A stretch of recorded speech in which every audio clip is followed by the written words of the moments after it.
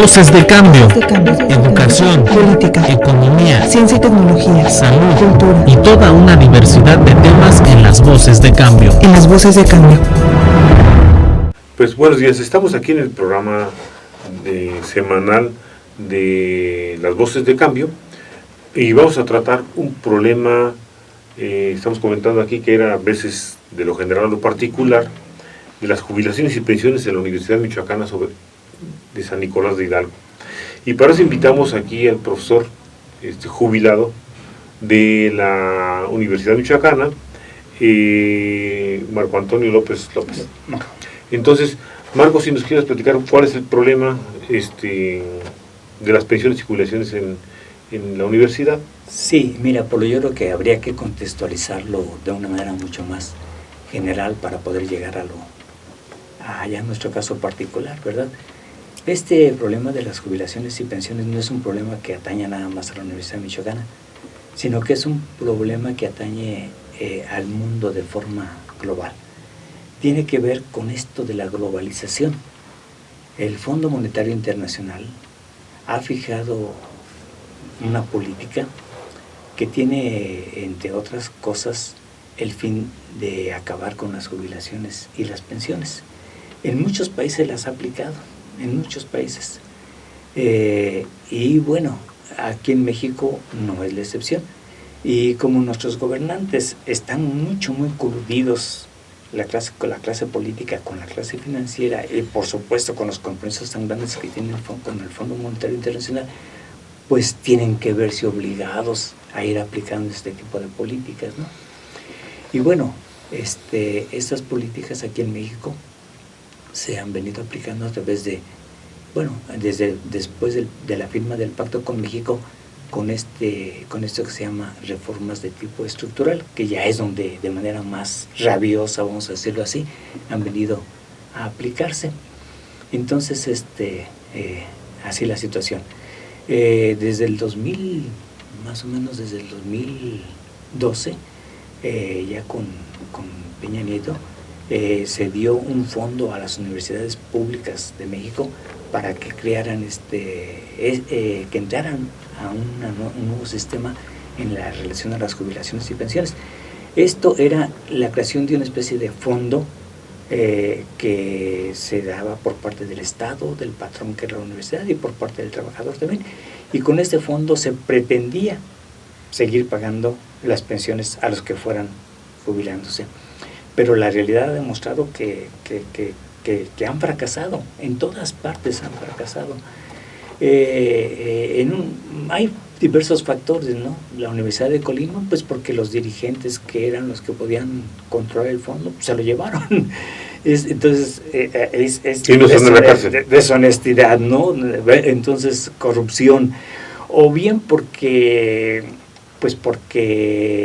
los fondos se han depositado en la bolsa, en cuestiones de tipo bursátil, y lo que ha pasado, y ahora en este año ya van 2 ocasiones que esos fondos se volatilizan y nada más avisan, se volatilizaron los fondos y eso quiere decir que se perdieron. Y cuando los fondos se volatilizan, los que realmente salen perdiendo son los trabajadores. Los bancos nunca han perdido. Ellos nada más obtienen ganancias y nunca informan de las ganancias que obtienen, pero sí informan de las pérdidas que tienen. Pero las pérdidas no son para ellos, las pérdidas son para los trabajadores, ¿no? Ya estamos ahora en la universidad, específicamente. Entonces, ¿cuáles serían los problemas? Pero nada más que te quería decir algo. Pero a estas universidades que se les dio, entraron en esto y fracasaron. Entonces, ahora, la propuesta del rector de esta universidad es que nosotros creemos ese fondo, o sea, nos quieren que entremos a un fracaso de antemano, es decir, nos quieren meter a algo que sabemos de antemano, y por supuesto que nosotros no vamos a hacer eso, ¿no?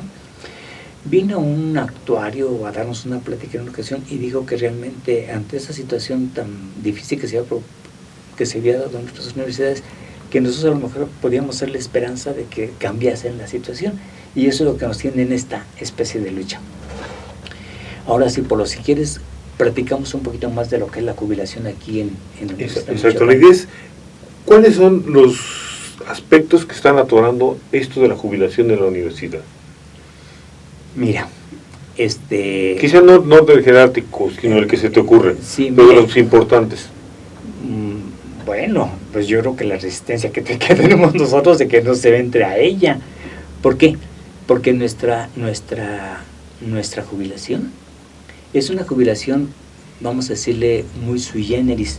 Es una jubilación que tiene unas peculiaridades que no tienen otras jubilaciones de otras universidades, ¿no? Nuestra jubilación está consagrada en la ley orgánica, en el artículo 29, ¿sí? Y después vuelve a repetirse en nuestros contratos colectivos de trabajo, ¿sí? Y también se da en el reglamento de nuestra universidad y en el estatuto de nuestra universidad. Pero bueno, de alguna manera, las demás universidades lo tienen, este tipo de prestación deriva fundamentalmente de sus contratos colectivos. Pero los contratos colectivos son, pues como todo contrato, uno sabe que las partes tienen derechos y obligaciones. Y como partes pueden negociarse, ¿sí? De hecho, nosotros nuestro contrato colectivo lo revisamos año con año y eso nos lleva a un tipo de negociaciones. Pero también eso nos puede llevar un momento dado a que desaparezcan, si no hay condiciones, esas cláusulas. Que se pierden, en lugar de ir avanzando, ir perdiendo. ¿Qué es la tendencia, o ir cambiando. Pero eso sería en el contrato colectivo. Pero nuestra jubilación no depende del contrato colectivo, sino depende de algo más importante que es nuestra ley orgánica. Entonces nuestra ley orgánica en el artículo 29 consagra este derecho a la jubilación, ¿sí? Bueno, ese es un aspecto. Y la ley orgánica no depende de la voluntad de las partes, sí, como el contrato colectivo. La ley orgánica es un órgano superior que nosotros no podemos modificar. Se podrá modificar siempre y cuando haya la voluntad democrática de las partes, que en este caso es la comunidad universitaria, y que después el Ejecutivo la presente al Legislativo para que la apruebe y la sancione, y hasta entonces podría cambiar, mientras tanto no.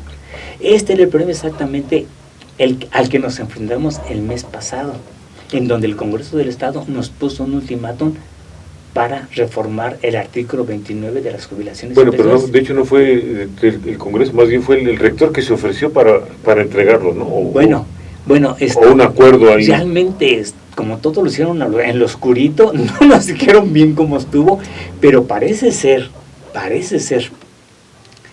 que eso que te había platicado, de que no había presupuesto para cubrir los aguinaldos de los profesores y las quincenas al final del año, parece ser que fue la condición que le pusieron al rector de que le entrara a la reforma, y él parece ser que firmó escondidito, ¿sí?, que le iba a entrar.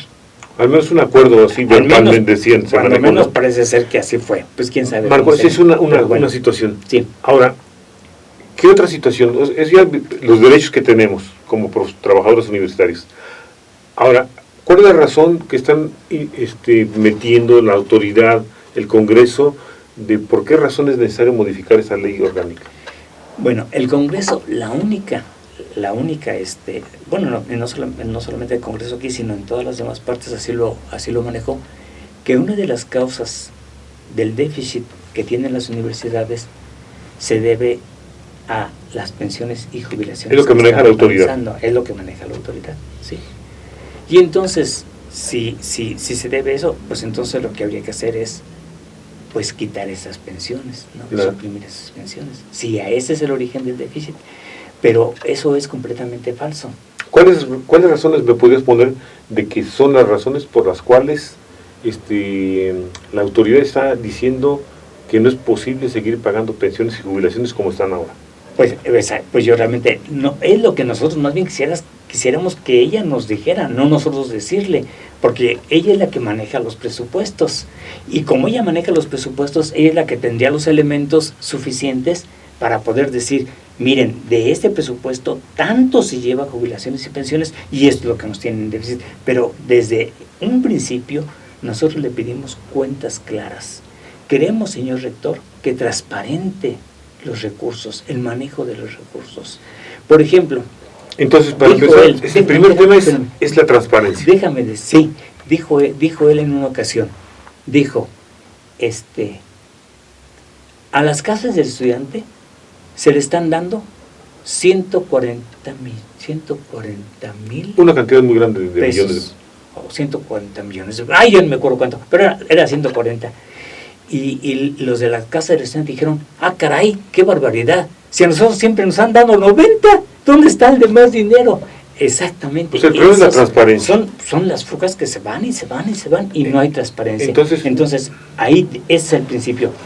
Le entramos, vamos a ver cómo está. Pero primero lo primero es la transparencia. ¿Dónde se gastan esos recursos? Pero Marco, aquí hay una situación que uno ve extraña.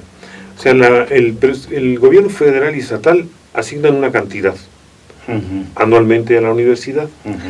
La universidad y el Consejo Universitario elaboran un presupuesto, un proyecto de presupuesto, que en la mayoría de los casos siempre es más grande de lo que realmente tiene asignado por parte del Estado. O sea, esto es, la universidad creo que está ejerciendo o pretende ejercer un presupuesto mayor que el que le ha asignado la federación y el Estado. Entonces, ahí yo creo que para empezar es un principio malo, es decir, si es lo que nos van a dar, nos tenemos que ajustar a esto, y entonces para esto tenemos que hacer esto y esto.